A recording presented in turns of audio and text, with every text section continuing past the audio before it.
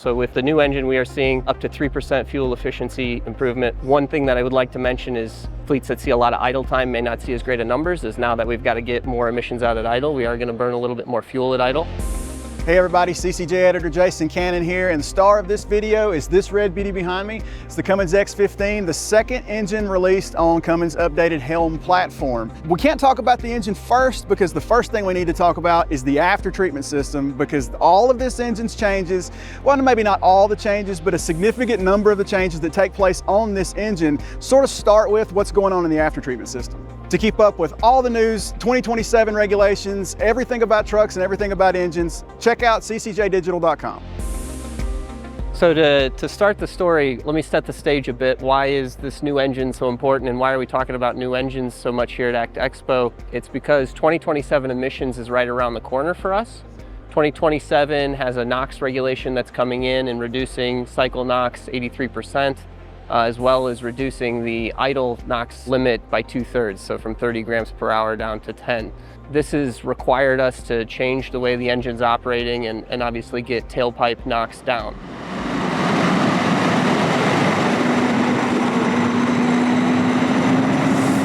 To tell the story, I'm going to start in the rear there where NOx comes out and how we treat it, and then I'm going to work toward the engine and what we've done on the engine side.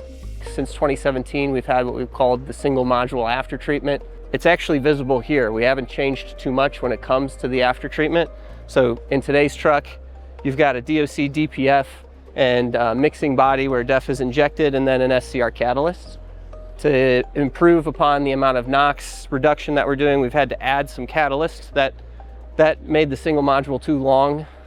So what we've done is we've just moved that SCR catalyst underneath, and it looks a little different. We've packaged it as two side-by-side smaller diameter catalysts to lower back pressure. Think breathing through two straws instead of one, right? So that's simply moved here. No sensor changes, no other way that the after treatment operates to that point. The second reason we broke it into two was then to provide some heat. So these elbows here house essentially what is a grid heater. Power in, power out, not a smart device. It's just a resistive heater. Think toaster, hair dryer, right? We put current across it and it creates heat. We have one before the SCR and one before the DOC. And really what this does for us is just allows us to utilize the SCR in a broader range of the duty cycle. So think when you key on in the morning, you're going out to your car, you get smells like hydrocarbon because your catalyst isn't warm, right? Same thing happens here. When we turn on the engine, in today's engine, thermal management's done on the engine. It's got to run inefficiently to try to heat the catalyst in order for the catalyst to start working. Now the engine can most effectively heat it by just turning an alternator, which powers these two heaters and puts heat directly into the after treatment, allowing us to start NOx conversion in that window where we normally couldn't. And this is really what's allowed us to keep most of the operating the same on the after treatment. When you talk sensor hardware and fault codes, what the service techs are used to, same DOC DPF, all very familiar, same maintenance intervals.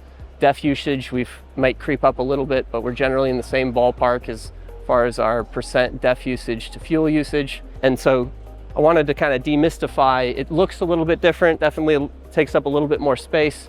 But in general, what we've tried to do is maintain the current architecture as much as possible.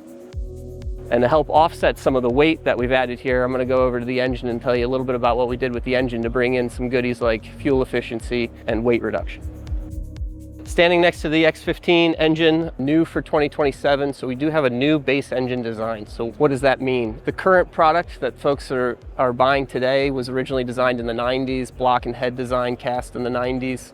Using the latest and greatest manufacturing advancements at the time. This engine has now been designed in the last decade and helped us kind of move forward as far as what we're able to do with efficiency and base engine design. What you'll notice is it's a sculpted block, and using computer analytical design that allows us to do full 3D analysis of all of the coolant passages, all of the oil passages, and rely on advanced casting techniques to actually cast in exactly the passage we need. We've been able to reduce the parasitics of moving those fluids through the block. At the same time, we've created a block that is stiffer by identifying exactly where we need to put material. And this has allowed us to take 150 pounds roughly of gray iron out of the block compared to its predecessor, while getting better cooling, better efficiency, and that weight reduction. Now, so what do we do with the weight reduction? I've already talked about the after treatment and where we've added some SCR and some heaters. Obviously that takes some additional weight compared to today's. We've also added an alternator then to power those heaters, and we like to say dedicated alternator.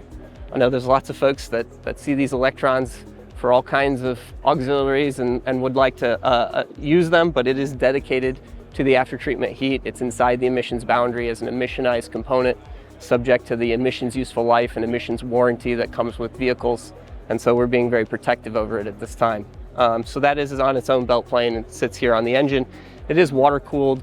Some of our other products you'll see have an air-cooled version. The X15 has a water-cooled version. The other thing that service techs will notice immediately is the gear train has moved to the rear. So we have a rear gear train now. This has allowed us to cast in the gear housing with the block. We've eliminated that seal there. It's all one piece, and that helps stiffen the block as well. Block stiffness is what gives us that rigidity for liner retention and ensuring that the engine's durability for long term is there.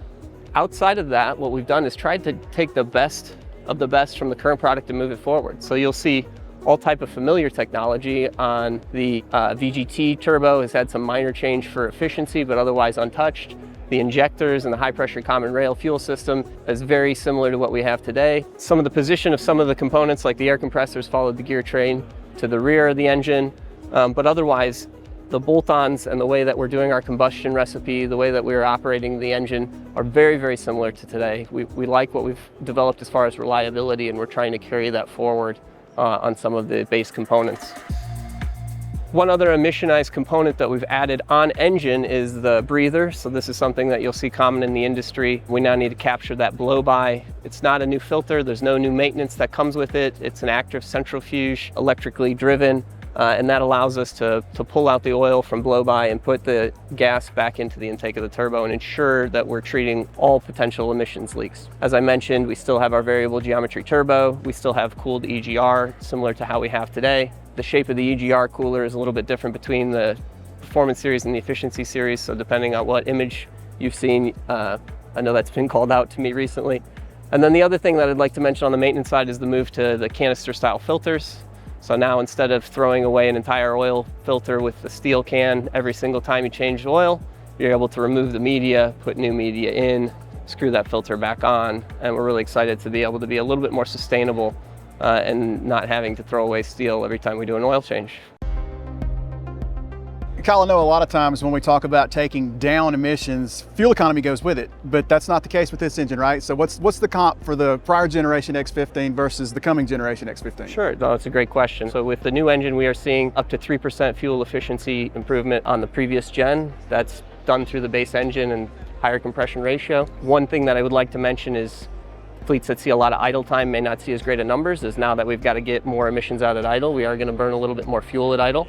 You mentioned the word performance, and we can't talk about performance without a couple key indicators. That's horsepower and torque. So what are my ratings looking like? Yeah, so we've attempted to maintain all the ratings. We did lose one on the low end, so we've moved from 400 to 420 on the low end.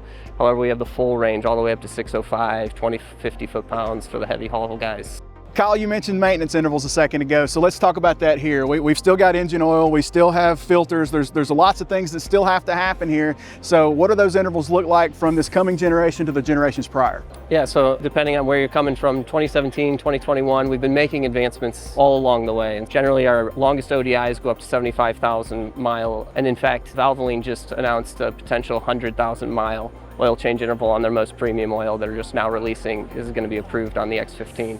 So there's always work ongoing to continue to stretch those, and especially on DPF maintenance as well. You know, what we've done in the last 10 years, and that well beyond 500,000 miles, as much as 800,000 miles on DPF ash interval changes. Those are the things that folks now are expecting from the latest generation and what they'll get with the new one as well. Jason, I just want to thank you and CCJ for coming to the booth and spending time with us today here at ACT. We've been really happy with the show and appreciate you all for coming by.